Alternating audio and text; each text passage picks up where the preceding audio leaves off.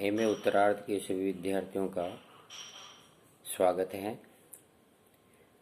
Research methodology की इस कक्षा में आज हम कृषि, परिवहन एवं औद्योगिक आंकड़ों का कार्टोग्राफीय निरूपण पर अध्ययन करेंगे। विभिन्न विषयों में तथ्यों की पुष्टि हेतु सांख्यिकीय आंकड़ों का प्रयोग किया जाता है, परंतु आंकड़ों को समझने, याद करने एवं उनका सही विश्लेषण करके उचित निष्कर्ष निकालने में पर्याप्त अनुभव, अध्ययन, समय व परिश्रम की आवश्यकता होती है। कभी कभी ये आंकड़े ऐसी जटिल सारणियों में आबद्ध होते हैं कि उन्हें देखकर आंकड़ों के द्वारा प्रदर्शित तथ्यों को सही समझ पाना अत्यंत कठिन हो जाता है। आंकड़ों की सारणियों को यदि उचित चाक्षुक विजुअल विधियों के द्वारा आकर्षक ढंग से निरूपित कर दिया जाए तो वे अत्यंत सरल, बुद्धिमय प्रतीत होने लगते हैं। अतः बिना किसी अतिरिक्त परिश्रम के एक ही दृष्टि में उनका सही अर्थ समझ में आ जाए तो आंकड़े सरल और सहज हो जाते हैं। जिस प्रकार मानचित्रों द्वारा पृथ्वी या उसके किसी भाग की प्राकृतिक, आर्थिक एवं सांस्कृतिक दशाओं का सहज प्रदर्शन हो जाता है, ठीक उसी प्रकार चाक्षुक विधियों द्वारा यानी विजुअल द्वारा जटिल से जटिल आंकड़ों का सरल रूप में अवलोकन किया जा सकता है। इन्हीं विशेषताओं के कारण पुस्तकों, पत्र पत्रिकाओं, प्रतिवेदनों, शोध पत्रों, शोध ग्रंथों, अखबार आदि में सारणियों के साथ साथ उनका कार्टोग्राफीय निरूपण अपेक्षित हो जाता है। कार्टोग्राफीय निरूपण की विधियां यानी आंकड़ों को कार्टोग्राफी द्वारा किन विधियों के द्वारा प्रदर्शित किया जाता है, इसकी 4 विधियां हैं। यानी सांख्यिकीय आंकड़ों को निरूपण की 4 विधियां हैं। पहला है आरेख डायग्राम्स, दूसरा है आलेख ग्राफ्स, तीसरा है मानचित्र मैप्स और चौथी विधि है मानारेख कार्टोग्राम। सबसे पहले आते हैं आरेख। आरेखों की रचना 3 माप के आधार पर की जाती है। यानी 3 माप कौन सी? लंबाई, चौड़ाई अथवा ऊंचाई। यानी लंबाई, चौड़ाई अथवा आयतन, इसके आधार पर हम आरेखों का निरूपण करते हैं। और इसी आधार पर आरेख 3 प्रकार के होते हैं। पहला है 1 डायमेंशनल, एक विम आरेख। जिन आरेखों में एक ही तथ्य को ध्यान में रखा जाता है, अर्थात केवल लंबाई या चौड़ाई का ही निरूपण करते हैं, उन्हें एक विम आरेख कहा जाता है, जैसे बार डायग्राम। इसी प्रकार द्विविम आरेख 2 डायमेंशनल डायग्राम। जिन आरेखों में लंबाई एवं चौड़ाई दोनों का निरूपण किया जाता है, वे आरेख द्विविम आरेख कहलाते हैं, जैसे आयताकार आरेख, वर्गाकार आरेख, चक्र आरेख आदि। तीसरे होते हैं 3 डायमेंशनल डायग्राम, त्रिविम आरेख। 3 डायमेंशनल डायग्राम में लंबाई, चौड़ाई एवं ऊंचाई का प्रदर्शन किया जाता है, जैसे घन आरेख, गोलाभ आरेख। इस प्रकार हम आंकड़ों को आरेखों के माध्यम से निरूपित 3 प्रकार से कर सकते हैं। दूसरी विधि है आलेख यानी ग्राफ्स। आंकड़ों का नियमित व निष्कोण वक्र के द्वारा प्रदर्शन आलेख कहलाता है। आंकड़ों में समय अनुसार उतार चढ़ाव को प्रकट करने के लिए आलेखीय निरूपण एक सक्षम विधि है।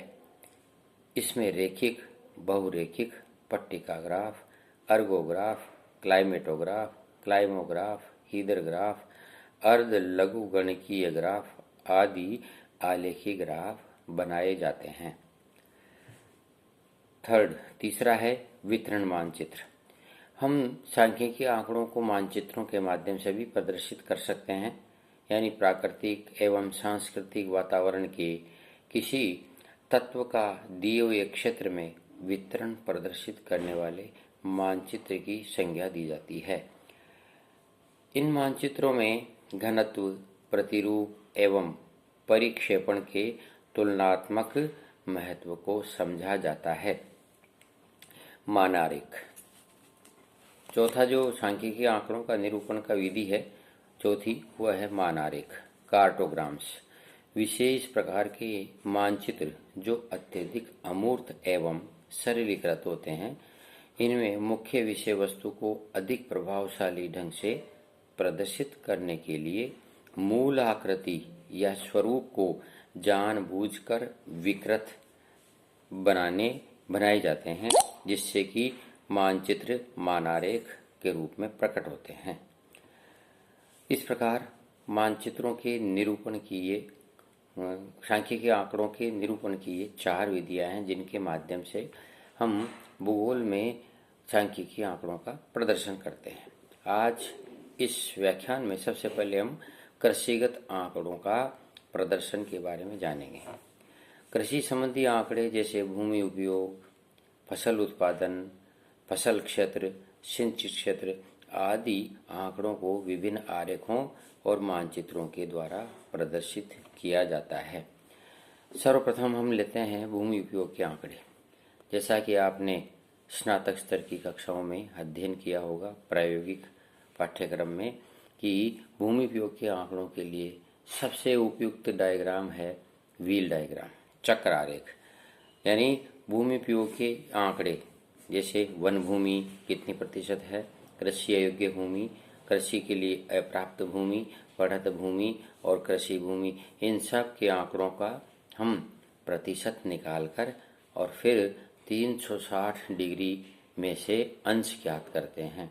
अर्थात क्योंकि एक वृत्त का मान 360 डिग्री है, उसमें से प्रत्येक भूमि उपयोग के रूप का अंश यानी डिग्री ज्ञात करके और उसको चक्र आरेख में कोण बनाकर प्रदर्शित करते हैं। आकर्षक एवं सुंदर बनाने के लिए उसमें हम अलग अलग शेड डालकर प्रदर्शित करते हैं। इस प्रकार भूमि उपयोग के आंकड़ों को हम चक्र आरेख के माध्यम से प्रदर्शित करते हैं। दूसरा है फसल उत्पादन के आंकड़े। फसल उत्पादन के आंकड़ों को इकाई वर्ग आरेख, वर्गाकार आरेख, ब्लॉक आरेख, आयताकार आरेख, विभाजित आयताकार आरेख, वलय आरेख आदि द्वारा प्रकट करते हैं।